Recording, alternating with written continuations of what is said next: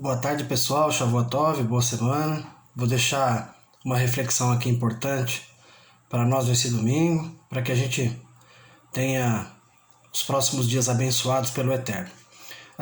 Texto de Lucas, capítulo 8, verso 19 até o 21, diz assim: E foram ter com ele sua mãe e seus irmãos, e não podiam aproximar-se dele, por causa da multidão. E foi-lhe dito: Está lá fora tua mãe e teus irmãos, que querem ver-te. Mas respondendo ele, disse-lhes: Minha mãe e meus irmãos são aqueles que ouvem a palavra de Deus e a executam. Vamos à abordagem rápida. O mestre ele estava ensinando a palavra, pregando a Torá, prestando um serviço ao Eterno, servindo. O serviço nada mais é do que um esforço de conexão, que transcende a realidade natural, que visa conectar o mundo em que nós estamos, esse mundo temporal, limitado, passageiro, à eternidade. Essa missão, queridos, não é tão simples. Ela exige dedicação, preparação, temor, obediência, organização, separação, aquilo que a gente chama santidade, né? O serviço ele havia iniciado, a conexão periódica, a conexão daquele período de culto, ela estava em andamento, e a mensagem sendo revelada pela Kadosh Baruch Hu, santo e bendito. Uma multidão estava envolvida em uma esfera espiritual profunda, desconhecida e perigosa. Todos estavam atentos, porque a realidade espiritual ela não é tão simples, ela é complexa, cheia de códigos, caminhos, criaturas que não têm obrigação de se sujeitarem à nossa realidade natural. Eles são oriundos de uma realidade diferente da nossa. De repente, uma parte da família física do mestre, como homem natural, sujeito às leis que nos regem, chegam ao serviço, atrasados, desconectados, encontrando dificuldades de se aproximar a ele, face ao grande número de participantes. Imediatamente, Yeshua responde: Minha mãe e meus irmãos são aqueles que ouvem a palavra de Deus e a executam, visando, claro, queridos, respeitar a conexão, o andamento do oráculo santo que estava envolvendo aquele lugar, temporal, que teve começo, meio e fim. Aquele período de serviço iria acabar e criar novas possibilidades de reatar a relação natural dos vínculos que também são importantes, né?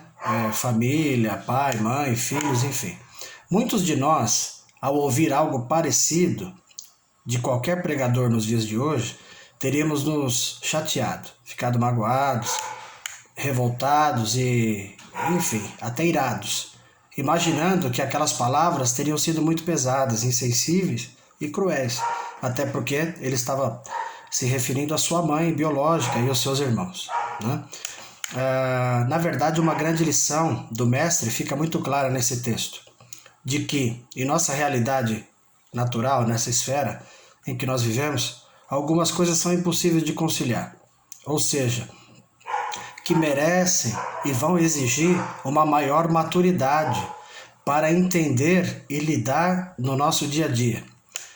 A vocação do serviço do Eterno, além de uma escolha proposital e divina, que não funciona com imposição, constrangimento ou simulação, é uma capacidade sobrenatural, dada pelo Eterno, de treinar e levar os indivíduos, que são mortais como nós, passageiros, para um plano eterno, a uma conexão aonde o plano de eternidade funciona com perfeição.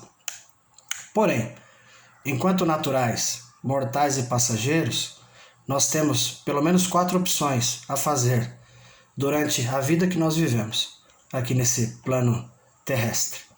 Nós temos essas 4 opções que por si só não convergem entre si, por efeito da nossa própria natureza, que é caída, pecaminosa e facciosa. Dentre as 4, Yeshua deixou bem claro a impossibilidade humana da primeira delas, que é unir as duas realidades. Unir a realidade pessoal, natural, ao plano espiritual, ao serviço do templo. As realidades são diferentes, elas são extremas e inconvergíveis. O ápice, queridos, dos dois planos, do natural com o espiritual, o nível mais alto que se pode alcançar é a conexão através do serviço do Eterno. É quando nós, seres mortais, realizamos o culto, né? Aquilo que a gente chama de servidão. Diante disso, nos restam pelo menos as outras 3 opções, que são elas: misturar as coisas, separar adequadamente ou dividir os processos. Porém, meus irmãos, quase sempre, quem acaba misturando as coisas expõe as realidades que são inconectáveis, que tendem-se a chocar e causar feridas, problemas, confusões e conflitos. E quando misturadas, elas acabam por si só dividindo as pessoas, dividindo os propósitos e acabam a colocar até em risco o plano do divino, por causa da nossa capacidade humana, aliás, a nossa incapacidade humana de unir as duas coisas. Nesse texto, Yeshua, de maneira muito madura, precisa e clara, separa as coisas. Ele afirma que no ambiente do serviço, os maiores e mais importantes vínculos a serem reconhecidos, no ambiente do culto, no ambiente de servidão, de adoração, são em relação àqueles que ouvem a palavra, que ouvem a Torá e a obedecem, reconhecem a sua vocação e exercem com zelo. E que isso é imprescindível a todos os humanos, como nós, levando em consideração de que o serviço é temporal. Ele iria acabar em algum momento. Ninguém fica o dia inteiro na igreja. E ao encerrar a realidade natural, voltaria a ser o plano a ser respeitado. Os nossos vínculos, os nossos amados, aqueles a quem nós devemos também o nosso empenho.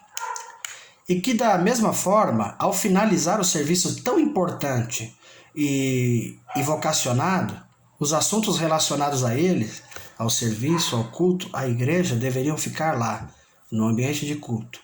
Também não poderiam convergir no lar, pela nossa incapacidade, justamente, humana de unir as duas coisas. Então, não deveríamos misturar, correndo o risco de não saber separar.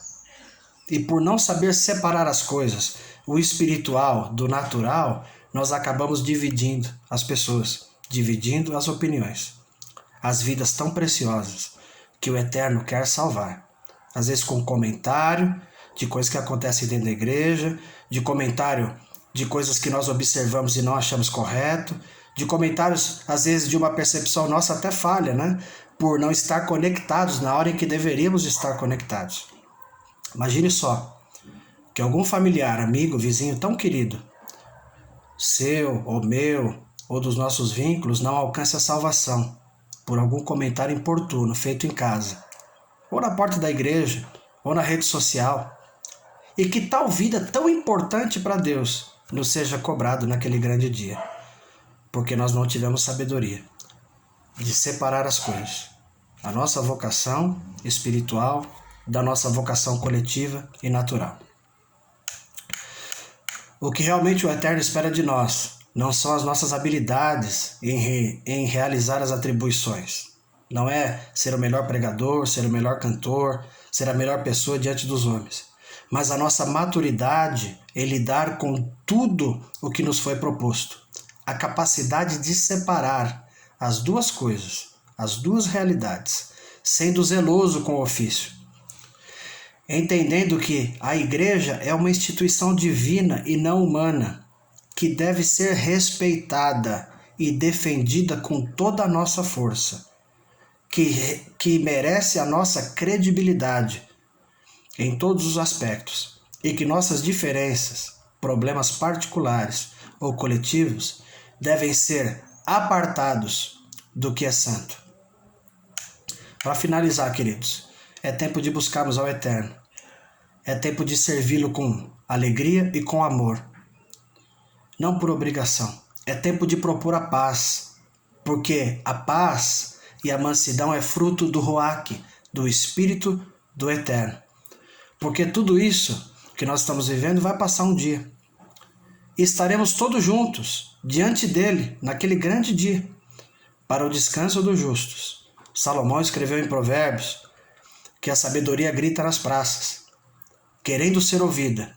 E quem não dá ouvidos à sabedoria é tolo. E o tolo desfaz as coisas que o Eterno criou e instituiu com as suas próprias mãos. Que o Eterno te abençoe e te guarde. Que o Eterno faça resplandecer o rosto sobre ti e tenha misericórdia de ti. Que o Eterno sobre ti levante o seu rosto e te dê a paz.